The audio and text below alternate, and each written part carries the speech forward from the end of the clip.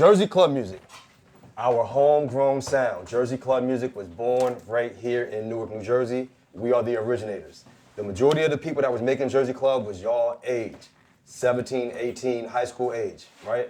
They created a genre that went worldwide. We should have pride in the sound that we have here that's taken over the globe. If you go anywhere on TikTok, that's all you hear is Jersey club. That's us, that's our style, right? The origins of Jersey club music. A lot of people think Jersey club is a new genre because we're just getting recognized globally, right? Jersey club really comes from the origins of Newark house music. And we had a lot of major dance clubs here in Newark. We had Club Zanzibar, Sensations, Paradiso, Dark Shadows. These are clubs that my mother went to. I know I don't expect y'all to know these, but your parents, your grandparents, they probably, if they're from Newark, they used to party at these places. I got introduced to Jersey club music hearing my mother play these songs that she used to hear in these clubs in the house. She would play house music. You know how women, or just people in general, if you're cleaning, if you're meditating, if you're relaxing in the house, you're gonna play some music, right? What better way to clean up than some house music or some dance music, right? So even house music was like our R&B back then. So ever since a child, I used to always hear house music in the crib, and I just fell in love with it, right? Let's go next. This right here is the legendary Club Zanzibar. This was in Newark, New Jersey. It is shut down now, but this is a club that people from New York, Philly, Connecticut, Chicago, major artists used to come to Newark, New Jersey to perform and dance. Has anyone in this room ever heard of DJ Tamil? I'm pretty sure can you play a DJ Tamil record that they might recognize? This is the godfather of Jersey club music. Let's see if Faye can put something on for you guys that you might recognize. Huh?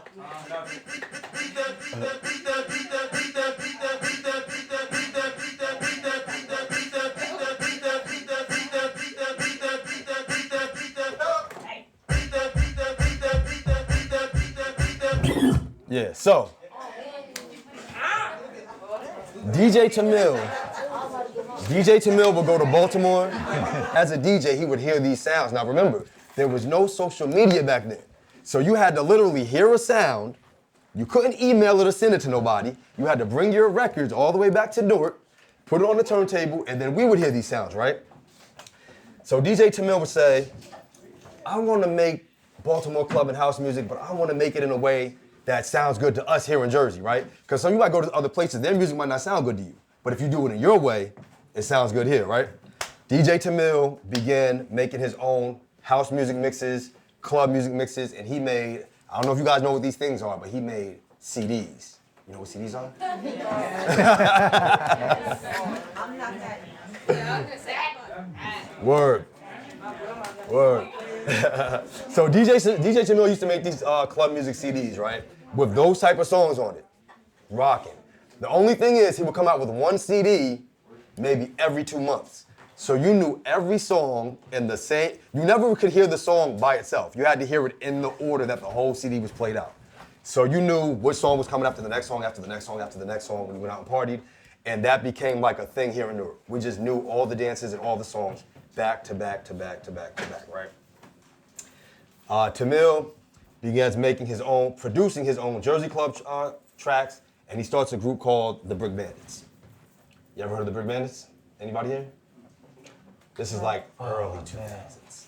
Can you play a Brick Bandits song? We're gonna play some music as we keep on going to keep it rocking so you guys understand the progression of what's going on. Because club music has been rocking in Jersey for a long time. I know y'all heard this before.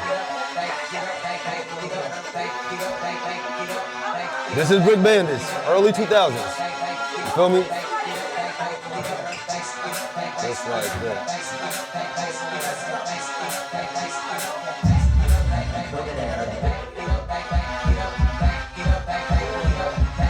All right, wrap it up. There we go. We got a hand up. What's up? That is a very good question he just asked. What do you ask? Hold on 1 second. Hold up. I need you to stand up and ask that question so you can understand why Jersey Club is going where it is. What'd you just say? So, did he make any money off of the song? So, early 2000s, everyone was producing and making Jersey Club music, right? I'm talking, the streaming wasn't even out. But if you count YouTube plays, we're talking millions of streams. Nobody was making money off Jersey Club music. Everyone was making Jersey Club, and he was happy to be able to DJ a party of 100 to 200 people and he might have get paid to DJ, but there was no distribution or monetary gain off of these songs at all. Yes. If there was no money on the line, why did they keep doing that? That's another very good question. You see, this is what we call culture, right? When it comes to culture, people do things that they love because the audience is the currency. Getting the love from your community is money enough for somebody like DJ Tamil, Tim Dollar, and the Brick Bandits. They're able to perform and DJ every night of the week because they're the only ones who have this specific club CD. So every club in the area has to book them. So while they might not have been making record label money, they were getting paid, to DJ in the club. They'll do some Sweet 16s, come to do parties and stuff like that. So they made a little bit of money. They were able to make a living, but it wasn't lit like how it is now. You get what I'm saying? You get to the late 90s, early 2000s. This is the street team era.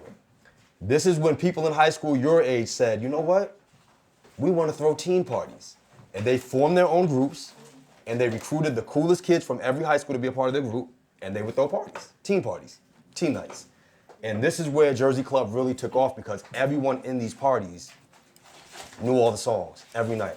Branch Brook Park, Skate 22, Robert Tree Hotel, Terrace Ballroom. Has anyone in this room been to any of those places?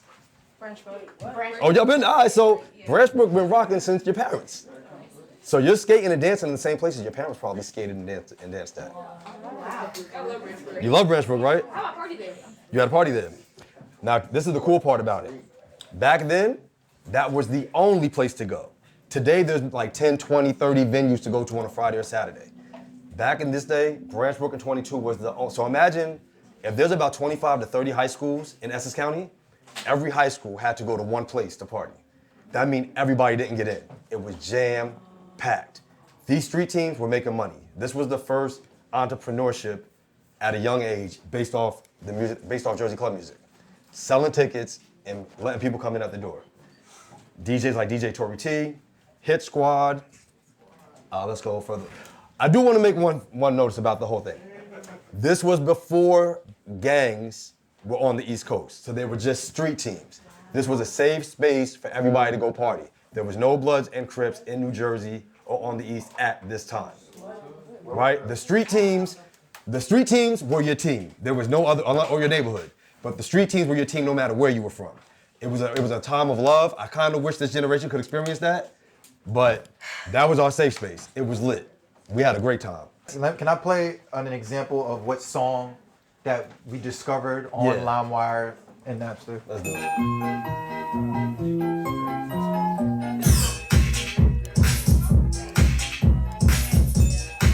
So what we would do, we would sample very popular songs so people would be familiar with it and bring a new sound to it. Yeah. So early on, Jersey Club music was very, very, very sample heavy, right? All the songs we just sample, like the Elmo song, we'll sample something cool, something funny, and make a song out of it. They've been doing that since the early 2000s. That's just the culture of what we do. And no matter what we sampled or what they sampled, everybody would love it, right? Let's go to 2000 to the 2010s. Now we're getting into when Brick City Club. We have a question. I have a question. Yes. What's up? So my question is, can you help us understand the timeline between Baltimore Club, Jersey Club, and Philly Club, and the subtle differences between them? I know you touched on the BPM, Yep. but are there any other differences that the kids can kind of latch on to? Oh yeah, we actually get on that into here because Baltimore Club began fizzling out during this timeline right here. So Baltimore Club is late 90s, early 2000s, right? Now, if you're thinking around 2003, 2004, 2005, this is when DJ Frosty, DJ Little Man, K-Swift, and everybody is starting to make their big Jersey hits. A lot of big hits are coming out of Newark in the 2005, early 2000 era. Whereas Baltimore Club, they're beginning to wind down a little bit. And this really happened because there was a big record store in Baltimore that the guy died, and he was like their investor. So when he passed, they really only had K-Swift and Black Star and a couple other people really holding the torch. But they only had about 2, maybe 3 people from Baltimore doing their production. And keep in mind, they're not making a lot of money off this either. So as Baltimore Club began to die down, Jersey Club with the harder beat kicks and everything starts taking off. And I think Fade can explain this because he was part of this era of production. So Yeah, so when Jersey Club, well for me, when I first discovered, there was a record called Swing That. And this was, as we discussed in the PowerPoint, it was a call to action. So with Jersey Club music, who in here listens to Jersey Club where it tells you what to do?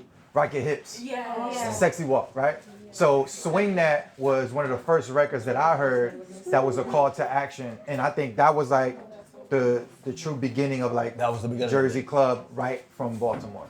2000, 2005, you see, we have this is the second generation of Jersey Club producers, and these are the ones who really, really stamped it. You got DJ Little Man, Walla, who's ever heard of Frosty, GJJ Hood, Big O, Fade, of course. Hits like Heartbroken, Tiptoe, Ride That Wave. Anyone know Ride That Wave? Play Ride That Wave for me real quick so they can understand. When y'all gonna play for 10 seconds, Yeah. When we get to the end, we gonna rock out. Yo, what up, man? It's nice to meet you. She did Frosty. I got another Berger.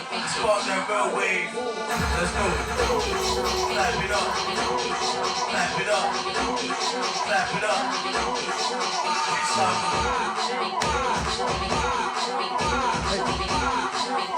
Point, hands up. Wave. To the right. To the right. Wave. Hey, y'all got a point. Y'all know what to do, right? So it's a call to action. Right? Tells you what to do. Right. So during this era, you also see the beginning of our producers. Huh? You also see the beginning of the producers putting their own vocals on the song, right? You hear him, he's telling you what to do. He's not necessarily rapping or singing, but it's like, look to the left, look to the right, 2 steps to the left, 2 steps to the right. They're starting to put original vocals over Jersey Club production, and this is where Jersey Club starts to morph into our own thing. You feel me? We were literally raised on these call to action records. And when you see songs like Just Wanna Rock, Lil Uzi, you see him rocking his hips. This right here, what we're teaching you are the origins of the sound and how it developed what it is today. Correct. Yeah. And so songs like this went global. I mean, they were everywhere thanks to YouTube, right? And I was sitting back like, why? YouTube had just started, which is crazy. So 10,000 views on YouTube back then was like 1 million views now. YouTube had just started, and we just learned about it. We're gonna get to that too. It's nothing now, but back then when YouTube first started, everybody didn't have it. It wasn't even Soulja Boy was one of the first. Soulja Boy was probably the first person to go viral on YouTube. Yeah. So I remember thinking like, we got all these views, all these people listening to our songs. If you go to any college party, they're dancing to the music. Why are we doing more numbers than the rappers? Why are we not up there? Then I remember thinking, I said, why has nobody ever made a Jersey Club song? Now I know what you're thinking. We got Jersey Club songs. Go ahead. Don't you get like money from making videos on YouTube? No, that's a new thing. Back then, monetization was not a thing. You just put your stuff up and you were happy to get views. Yep. Yes. Yeah. It was like when Instagram first started. Yeah. I don't know if you guys remember, well, if you're old enough. Well, Instagram just came out. Yeah. You only were allowed to share photos. Yeah. Oh, I think. And then they introduced videos. And even then, you couldn't monetize off it. During this era, this is also when Facebook first came out around this time, right? So MySpace and all that. So social media was not what it is. It wasn't a thing. People didn't even like social media. If you met somebody on social media during this era, it was like, oh my God, that's weird, that's scary. Why would you ever meet a stranger, right? That social media was not what it is today. It was not a marketing tool. It was more like a popularity type of thing where you show off your pictures, sort of like Pinterest, right? So I'm still thinking, we got all these views, everybody's rocking our songs. Why are we not getting record deals? Why does DJ Little Man not have a platinum plaque? Then I'm like, wait a second. These are all sample songs. We can't get money off this. And I said, why has nobody ever made a song? Now, when you think about a song, what is a song? A song has a format, a hook, some lyrics. Oh, yes, nice. A hook, some lyrics, a bridge. You think I need this? Y'all can hear me better, or is I just talk? Yeah. All right. So while I was just sitting around chilling one day, I'm like, I'm gonna make a Jersey Club song. I wanna make a song that has a rap song format, but over a Jersey Club beat. While Brooklyn Drill was going viral, me and DJ Fade was like, Jersey Club need to be going viral too, right? So what do? We go to Brooklyn, we meet Fabio, we meet Pop, we introduce them to Jersey Club. What happens next? Jersey Club, fusion with drill, Jersey Drill. We the creators of that. We started that. We started the stage. We invented Jersey Drill.